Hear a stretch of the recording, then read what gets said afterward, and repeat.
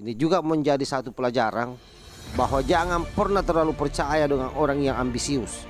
Karena orang yang ambisius kadang-kadang bicaranya kelewatan, sekalipun itu dia sendiri sudah tahu bahwa sangat sulit untuk mewujudkannya. Tetapi demi untuk meraih suara, maka dia bisa melakukan kebohongan pada publik. Ingin menghentikan reklamasi, tapi sekarang memberikan izin untuk pulau reklamasi. Kami tidak pernah mengatakan membongkar reklamasi, istilahnya tidak pernah menolak reklamasi. Istilahnya tidak pernah menolak reklamasi. Yang waras tidak boleh mengalah terhadap mereka para pencuri agama yang menjadikan agama sebagai alat politik.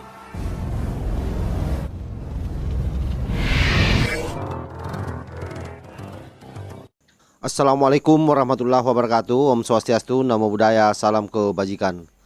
Sahabat-sahabat Tolang Sembilang yang saya hormati dimanapun juga berada, perhelatan Pilpres tahun 2024 masih sangat jauh, tetapi hari ini sudah ada capres yang melantur ke sana kemari mengkampanyekan dirinya bersama dengan partai pengusungnya, yaitu Partai Nasdem.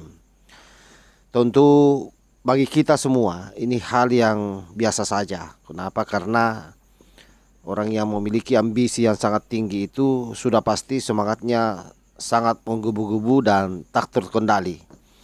Hal itu terbukti di mana-mana Anies Baswedan bicara soal prestasi, bicara soal rekam jejak. Kita sendiri kemudian bingung melihat prestasi apa yang telah dicetak oleh Anies Baswedan. Belum lagi misalnya bagaimana Anies Baswedan ini terkenal dengan si Raja Plimplang. Dalam artian bahwa hampir seluruh kata-kata yang pernah dia ucapkan pada saat menjadi kandidat gubernur di DKI Jakarta. Karena sekali lagi sesuai dengan pernyataannya Anies Baswedan, kita melihat rekam jejaknya.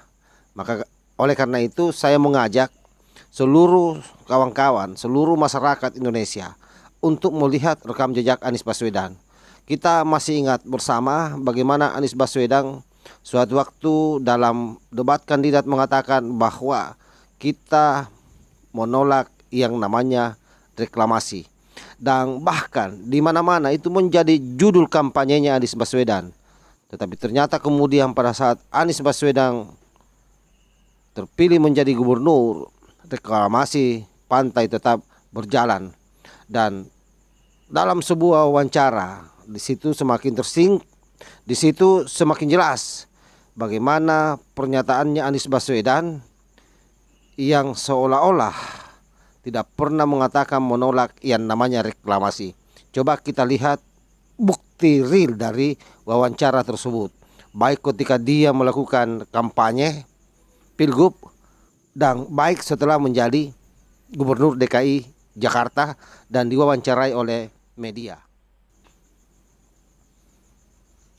Judul kampanye kita adalah tolak reklamasi.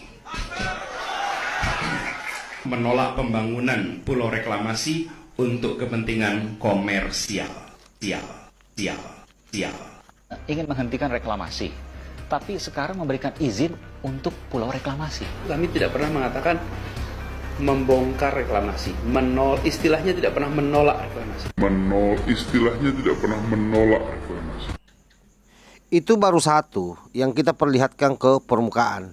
Belum lagi misalnya janji Anies Baswedan ketika visi dan misi adalah bagaimana dia menyiapkan rumah DP 0 yang sampai akhir masa periodenya itu program tidak berjalan dan banyak ditagih oleh masyarakat DKI Jakarta hari ini. Dan saya kira ini juga menjadi satu pelajaran bahwa jangan pernah terlalu percaya dengan orang yang ambisius. Karena orang yang ambisius kadang-kadang bicaranya kelewatan, sekalipun itu dia sendiri sudah tahu bahwa sangat sulit untuk mewujudkannya. Tetapi demi untuk meraih suara, maka dia bisa melakukan kebohongan pada publik. Selanjutnya, bagaimana Anies Baswedan yang kemudian berjanji bahwa akan ada program OC-OC yang bisa digunakan untuk mengembangkan ekonomi mikro, terutama bagi milenial, bagi pemuda dan seterusnya. Ternyata OC ini sampai hari ini juga macet. Lalu apa yang bisa dibuktikan oleh Anies Baswedan? pembuktian hari ini adalah bahwa Anies Baswedan sukses membangun patung sepatu, Anies Baswedan sukses membangun yang namanya Gota-Goti, Anies Baswedan sukses membangun yang namanya Jils yang pada saat diresmikan pagarnya ambruk. Belum lagi misalnya Anies Baswedan sukses melaksanakan perhelatan Formula E yang sampai hari ini hal tersebut ada di KPK. Dan konon kabarnya mantan gubernur DKI Jakarta ini disebut-sebut juga sebagai saksi terperiksa di KPK.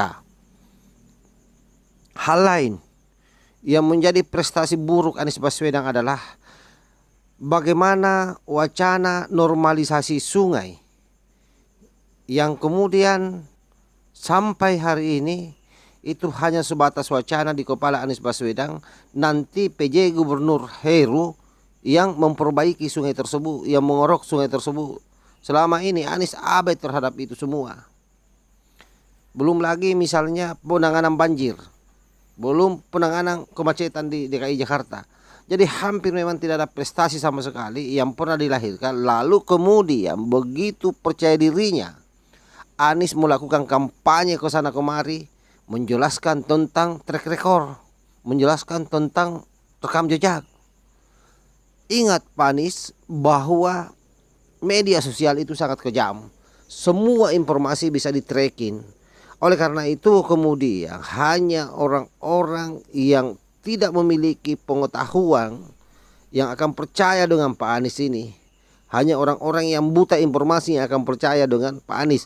Hanya orang-orang yang memang hatinya sudah diselimuti dengan kebencian terhadap Pak Jokowi yang akan menerima keberadaannya Pak Anies. Tetapi bagi mereka-mereka yang waras, insya Allah tidak akan pernah memberikan ruang bagi Pak Anies untuk menjadi presiden di Indonesia ini.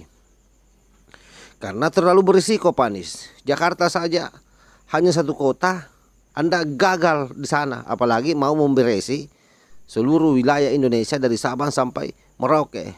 Itu taruhannya terlalu besar. Oleh karena itu saya himbau kepada seluruh masyarakat agar berhati-hati dalam memilih pemimpin ke depan, terutama dalam Pilpres ini. Kenapa? Karena dia akan membawa kita semua bisa saja masuk ke jurang atau bisa saja ke puncak, tergantung dari siapa yang menjadi pilihan Anda. Dengan berbagai catatan buruk yang saya sampaikan tadi, percayalah bahwa Anies bukan pilihan yang baik. Ini bukan soal saya membenci atau tidak suka Pak Anies, bukan. Bukan di situ konteksnya.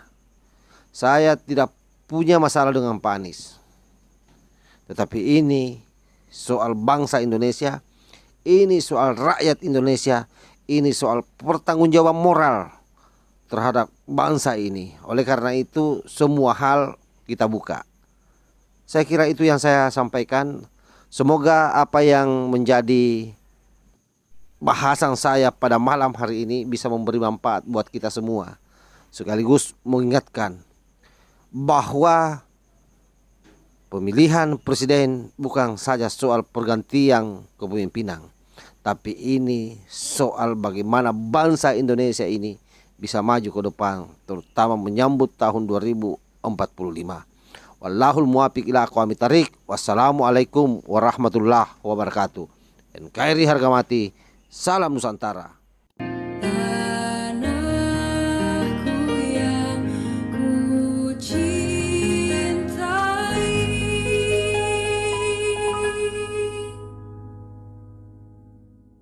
engkau